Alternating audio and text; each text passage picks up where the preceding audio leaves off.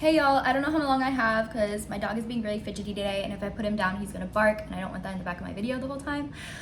But hi. Welcome to my page. I have 1 month sober. Insert confetti. Ah! I don't think I'm gonna do any editing to this video because I'm already a day behind. I said that I was gonna post this when I got in 1 month, and my 1 month was yesterday. I don't really have many reasons of like why I got sober, just more in the sense that I felt I am too old for that shit. I don't really know. I definitely feel like I should be focusing my energy on more things and finding inner happiness and joy, right? Finding God. Yeah. So I got back into ketamine probably like 6 months into my husband being in jail. We were very unaware that he was going to be in there this long, and I think the pressure and the responsibilities, since I had never really experienced anything that crazy ever, really just set me on like a spiral. It started with actually picking up some Klonopins from this guy that everyone went on a whole rampage about me like cheating on my husband with, which is completely false. But yeah, it started with that, and then I reached out to a friend of mine and got some Xanax, which actually ended up being fake, but because my tolerance was so high, I don't think I really was affected by that. And then that was something that I was doing for the past like year to sleep and to just like rest, which is completely unnecessary. That's a complete, bullshit excuse. No one really needs drugs, like drink some tea or something. But yeah, that's what I chose to do. I feel like I always turn to drugs, even from like a young age. I started smoking weed when I was like 12 in Belize, like that's where I grew up till I was like 9.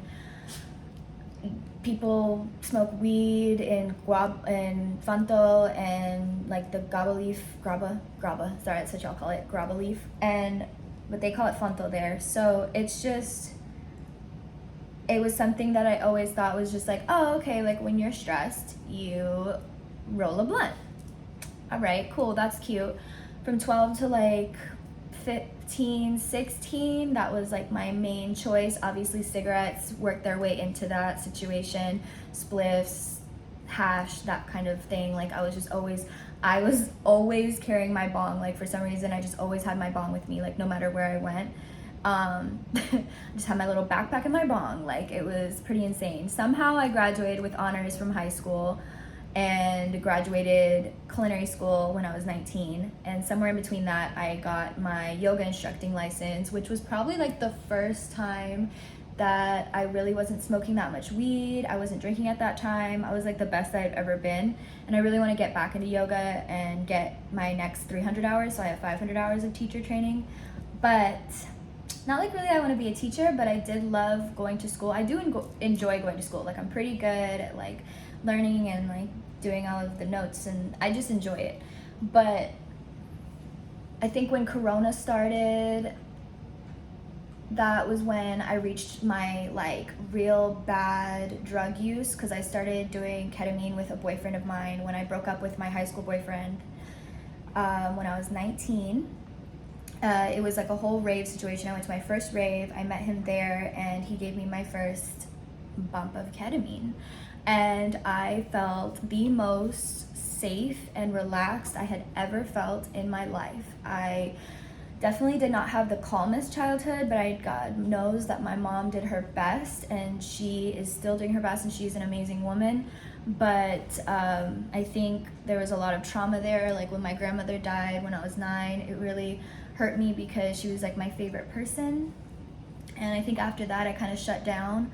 I had just kind of like a veil, and I would just I would personally disassociate. But when I found this disassociative that could do it for me without having to like meditate and like go inwards so deeply personally, I found my heaven. Like it just relieved all the pressure, it relieved all the stress. And I did that until I was 22. And there was like some coke in there, DMT, mushrooms when I was like 16. I actually did like way too many mushrooms, so now I'm a little scared of them. Like I'll eat a little chocolate, or I used to. I would, like, if offered or whatever, I would eat like a chocolate or something, but that wasn't really until I was like 21 that I was just like very small dosages of everything. I didn't really do Coke for very long. It was more like from like 19 to like 21. Had my little Scarface moment. It really didn't do anything for me because I'm really already so anxiety struck that it kind of just made it worse. Like, unless I was mixing it with like ketamine, it really wasn't doing anything for me, and I really didn't like it. Or unless I had to like wake up and like go do something and drive or like go to school. I was still in JC, junior college, if you know, when I kind of lost touch with myself and my limitations. I took it really far. And then Corona started, and my boyfriend at the time and I moved to San Diego. We had fun there, and I was just losing a bunch of weight. I was really skinny. I would just do K. That was like all that made me happy, and if it wasn't K, I would just kind of lay there and be depressed and like super non-functional, like kind of worrisome, honestly, for myself. And then I turned 21 there in San Diego during coronavirus, and when I broke up with him, I moved to LA. I found some fake Xanax, and I completely crashed out. I was working, I was like moving weed and stuff, and I was with a friend of mine. Oops, sorry, I spit on you guys. I was with a friend of mine, and I think it's been taking so long to make this video because it kind of just brings up a lot of feelings, and I feel like I'm still super fresh on my sobriety that it's kind of hard for me to like let go of a lot of these things. So I OD'd when I was at my friend's house in Los Angeles while I was moving weed and stuff, and it was because I was taking these Xanax to try and sleep, but they weren't real. They were cut with meth and something else, like that kind of gave you the feeling of Xanax, which I don't really understand, like how, anyways, but that's why I couldn't sleep. So I was up for like 2 days, and then my friends came over and I took a bottle of lean and I chugged the whole entire bottle. Completely died for 3 minutes. The EMT had to come and bring me back. Thank God I came back. I definitely should have learned my lesson at that point, but I didn't. So I woke up in the hospital 3 days later. I was just like, where's my phone? I didn't remember anything. I don't even remember like chugging the bottle of lean. I didn't remember any of it. And I ended up going to my mom's friend's house, just kind of recuperated for like 2 days, but I didn't go to like a rehab facility or anything like that. And then after that, I got into these desert raves because coronavirus was still happening. And I was still like moving stuff. That was like my job. I was like a party facilitator throughout this whole time, so it kind of was hard to slow down or not do something when everybody else was, and I had such a access to so many things, and I had everything. Like, my friends would call it the candy box, because it was just like, do you want a DMT pen? Do you want a Tesla? Do you want Coke? Do you want K? Do you want mushrooms? Like, what do you need? Like, it's literally anything that you want. So I had my little fun, and that's when I got into like Hennessy and apple juice, because nothing would actually relax me. Like, at that point, like, nothing was working, if that makes sense. So I was still like super anxiety ridden, and I was starting to do more than what I was making profit from. So I lost a lot of friend connections just from me not reaching back out. Like, I already am a Cancer, so I'm already really seclusive. But throughout that time, I just realized, like, I was like, I am kind of cutting off a lot of people that actually care about me. And that kind of hurt me. And also a friend of mine who had never really like done drugs before, we met in San Diego, and I think I kind of influenced her to start really experimenting like with stuff. And I kind of feel bad for that, because obviously I kind of saw like a little decline in her as well, and I didn't like that. I didn't like that at all. That made me feel really bad. 1 second. but a boyfriend of mine that I got with when I was at these festivals, and we moved to Huntington Beach because I was like renting out hostels because that was like the best place to like meet people and people who wanted to party and stuff, people from different countries and people who were just like wanting to have a good time. So it was a good place for me to like do my job, if you could even call it a job. It was like not really a job. And then we moved to Huntington Beach and I got a real job. I was working at a surf bar kind of situation as a server.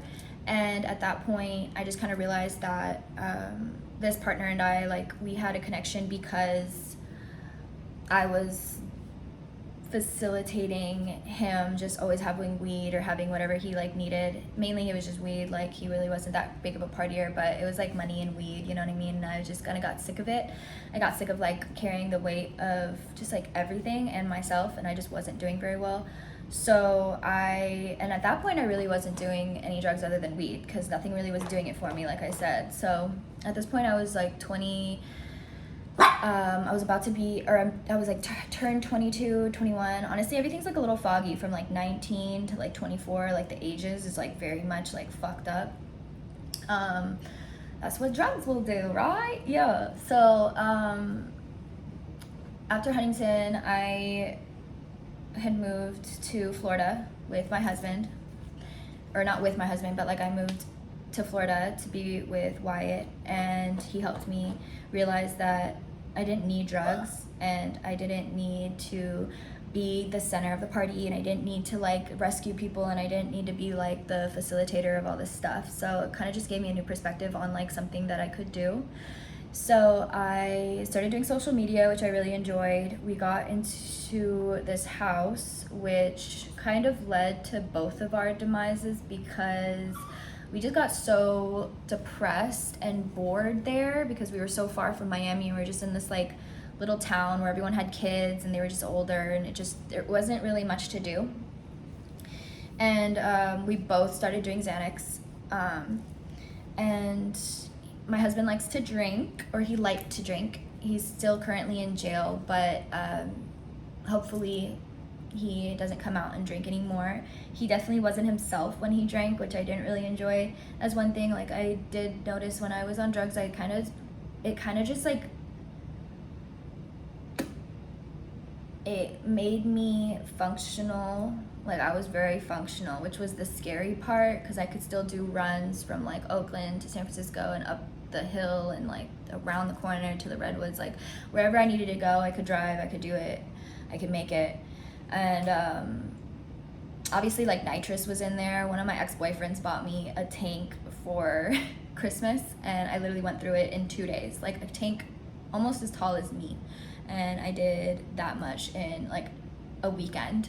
And I had to get like a B12 shot in my ass. Like that became a regular thing when I was like 20, 21, like having to get B12 shots in my ass cheeks. Like that's not normal. Like obviously like people drink, they go hardcore, they black out, but like holy shit, like that's not normal. Like looking back, like what was I doing? I feel like I hurt myself to the point where like now I feel like extra crazy. Like before I was like a little mentally ill. Like I got my medical card when I was 16 because the doctors tried to put me on 500 milligrams of Prozac a day, and my mom was like, no, she's not going on pharmaceuticals, so we got a medical card. I don't think that I would have been that good either, or better off being on that much Prozac either. So I don't really want to say like I wish I did, coulda, woulda, shoulda. Like I'm not going to play that with my life. There's a lot of memories between all of these things that are sounding crazy, that were amazing, that I would never give up for anything. But I just feel like I reached my limit when I ran out of Xanax before I went on this trip that my friend invited me to recently to go to a festival. And I didn't have it for 2 days. And I was in the airport crying, sweating, like literally feeling like my heart was gonna explode. And then of course my flight had to get canceled because of plane dysfunction or technical difficulties or whatever. Like mechanical issues. They said something amazing, I just can't remember what it said, but I was like, really, are you serious? So they put me in a hotel in Colorado, and I genuinely thought that I was gonna die in this hotel. I am not even kidding. I thought that I was just gonna, like, my heart was gonna explode and it was gonna be over, and no one was gonna be there to tell Wyatt like what happened, or I just went through all these like crazy thoughts. So I was just like gripping my sheets, like taking a shower every 10 minutes, trying my best to like eat this guacamole that I bought from the airport, but like I literally couldn't even get a whole chip down. It was pretty gnarly. And I ended up taking like 2 NyQuil. Still wasn't able to sleep, but it got me able to like get dressed, get out of the shower, and get to the airport in time for my next flight to LA. I made it to the festival. I smoked a lot of weed. I don't really know, like I literally couldn't even really stand once I got off the airport, but I made it. I pushed through, and it was really crazy. And I honestly should probably have not pushed myself like that, but I felt really bad that my friend had invited me and like kind of just set everything up, and I didn't want to disappoint anybody. And I feel like that's a lot of the reason why my drug addiction went on for so long, was because I didn't want to disappoint anybody. Like I didn't want to say like, I need help, I'm sad and I don't know why, and I have negative thoughts and I don't know why, and I know that I can do better, I just don't know how to start. So I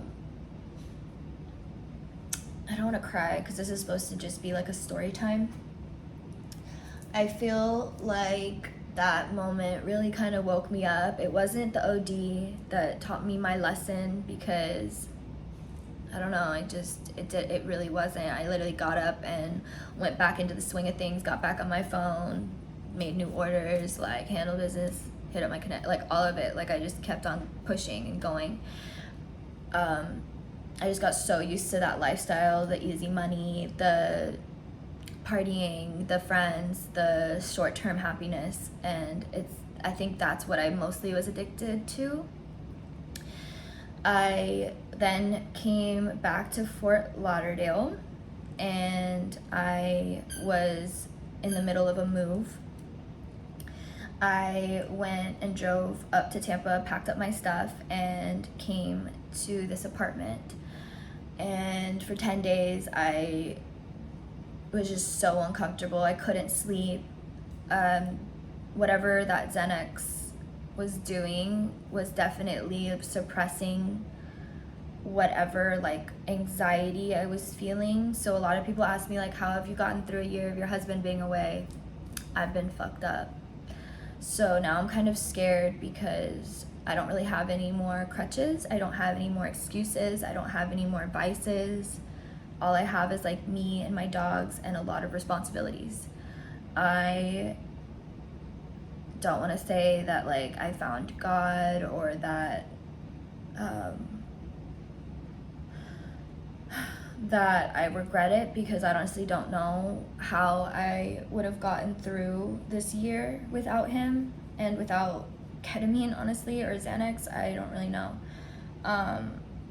Maybe I would have gotten like some kind of therapy help or something, but that's what's gotten me through.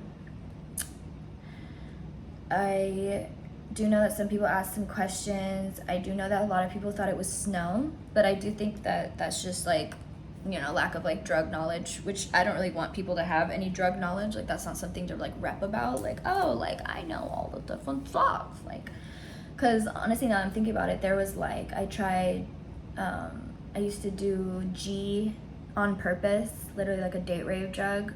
Because I hated the taste of alcohol. Like, what was wrong with me? And that was like when I was like 19.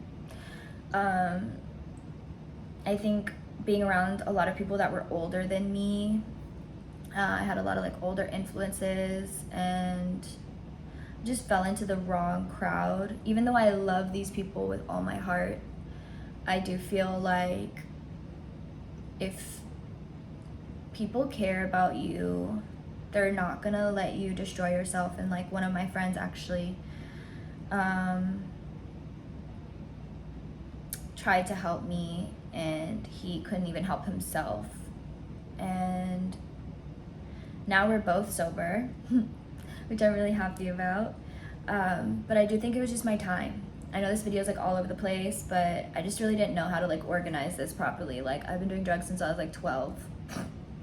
I like the timeline's kind of fucked up in my head, but it's like it was weed, then it was mushrooms, and then it became ketamine, and then it became coke, and then it became just so much access. Like I think the access to it just completely like dissolved any illusion that it wasn't normal or that it was like not okay, just because everybody was doing it. Like I feel like I just sound like such a follower, like everybody was doing it, so I hopped off the cliff.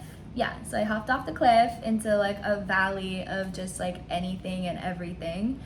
I thankfully have never done like meth on purpose, but obviously like I've done coke in Las Vegas. If you've done Las Vegas coke, you've done meth. I'm so sorry.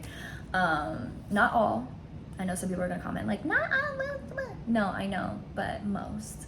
And yeah, I was supposed to be in Vegas for like a day. I was there for 7 days, and that vacation actually led to me leaving the boyfriend that led to me doing the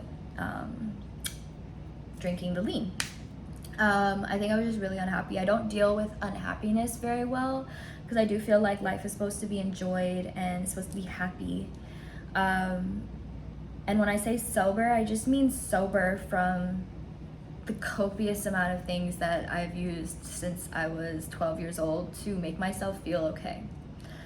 I never want to be that person that gets sober and like judges people for doing things, because I know that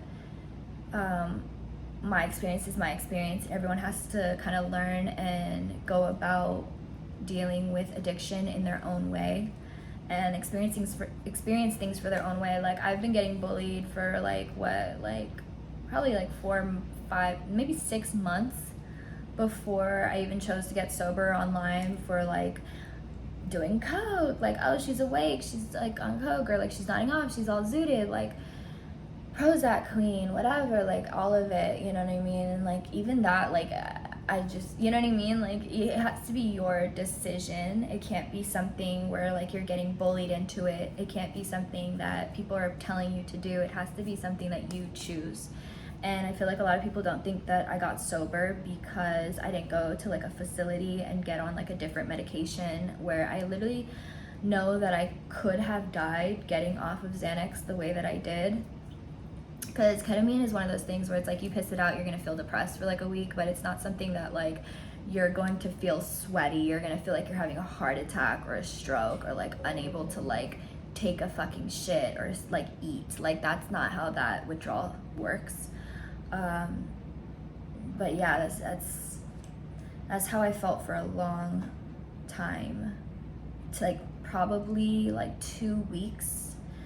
And of course this all had to go down like while I was in the middle of a move, which really didn't make anything easier for me. But I feel like every time I've ever done anything worthwhile, it's never been easy. It's never like come to me easy. I always have to make things like extra hard for myself.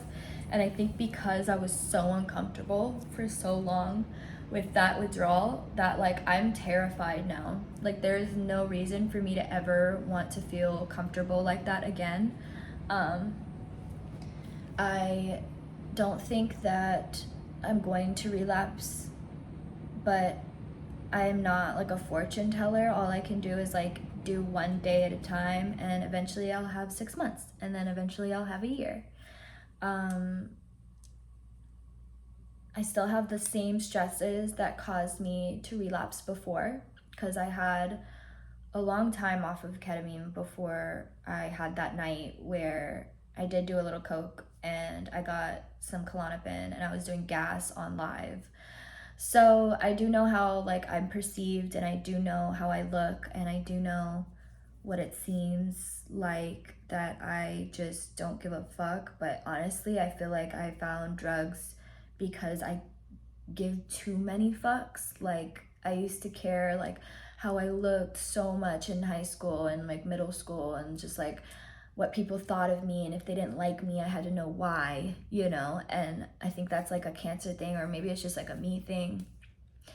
But I was just so insecure, so in need of like somebody to tell me that I'm okay, that I found substances to be that person. Now, obviously, I'm like not feeling okay. I am tired.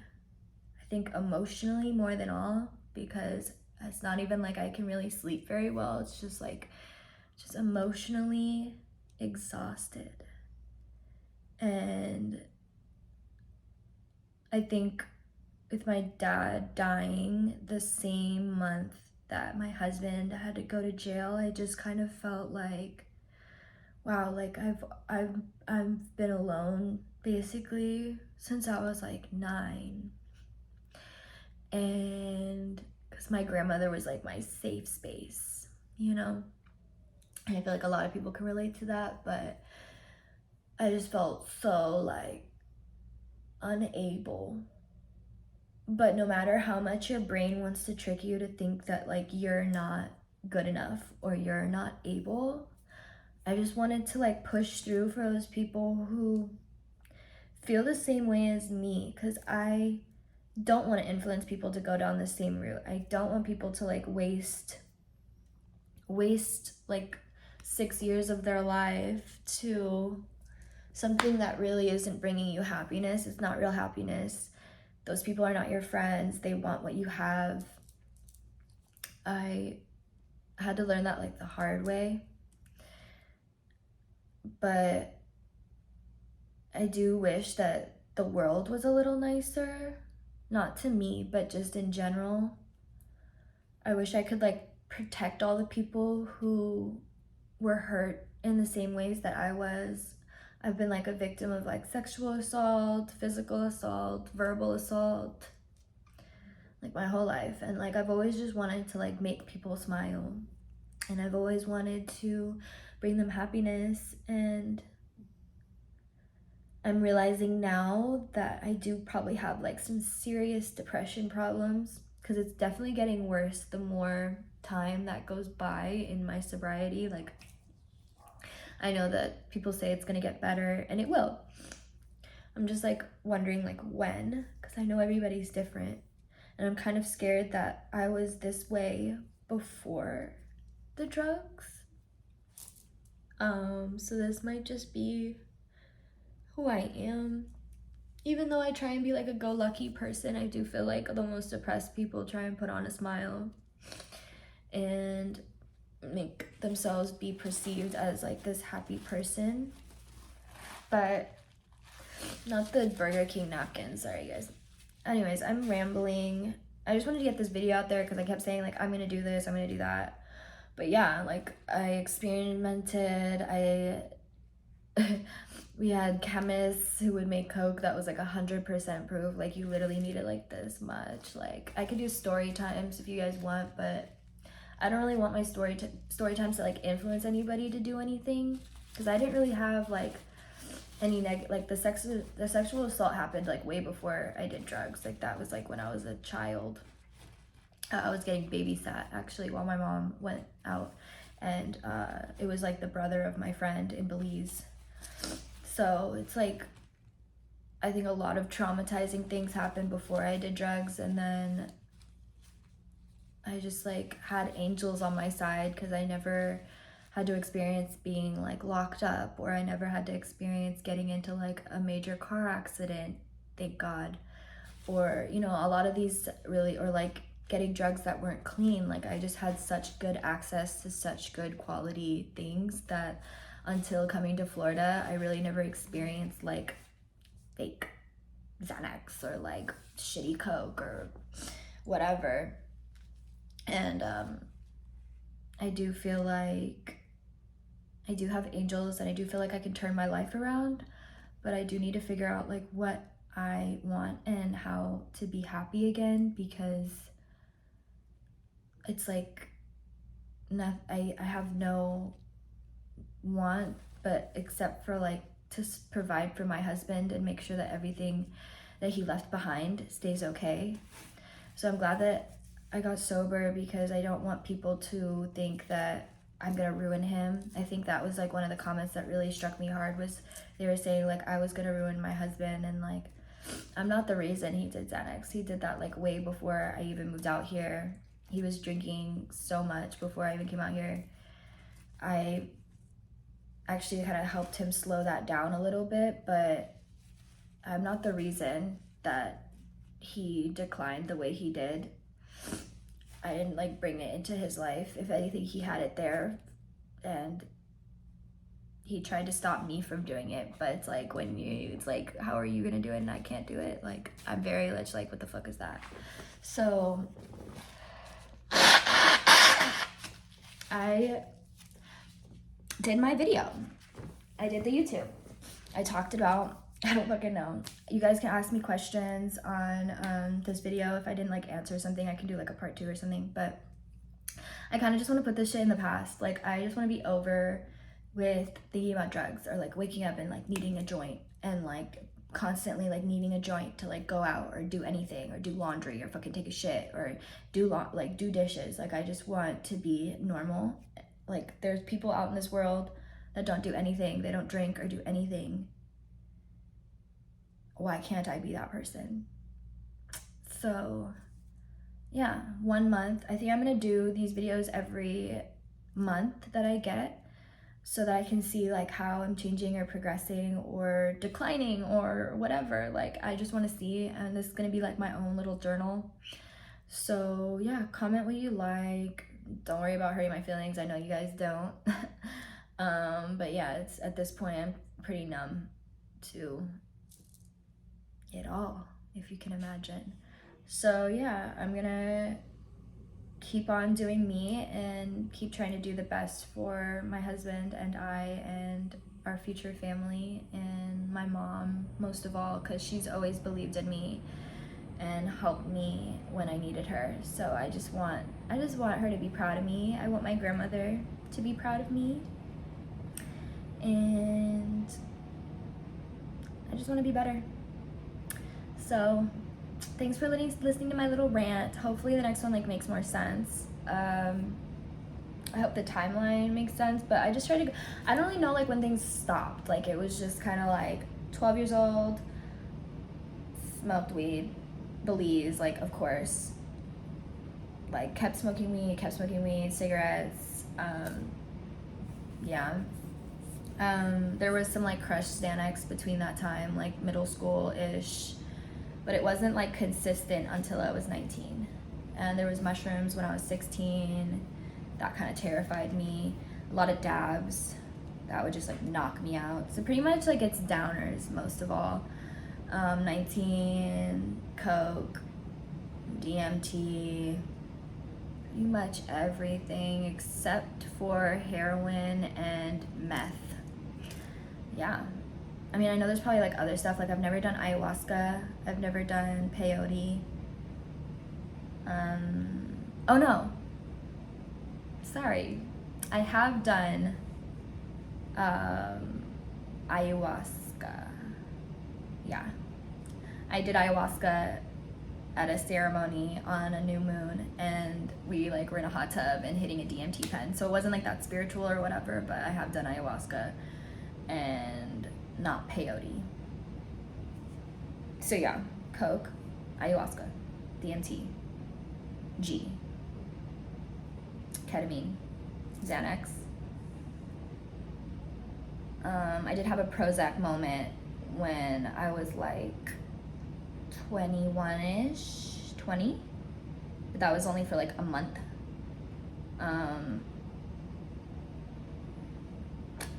Weed, I already said that. Tobacco's my main one. Tobacco and nicotine. I don't really smoke tobacco anymore, but I do have my vape, and I am feeling it in my heart. Like when I breathe or like do anything or like get really stressed out, I feel it. But yeah, thanks for listening to my little rants. Hopefully it makes sense. I don't know, maybe I should have done better with my notes, but my notes even don't make sense. So love you guys, thanks for subscribing, and I'll see y'all later, hopefully with something a little more fun.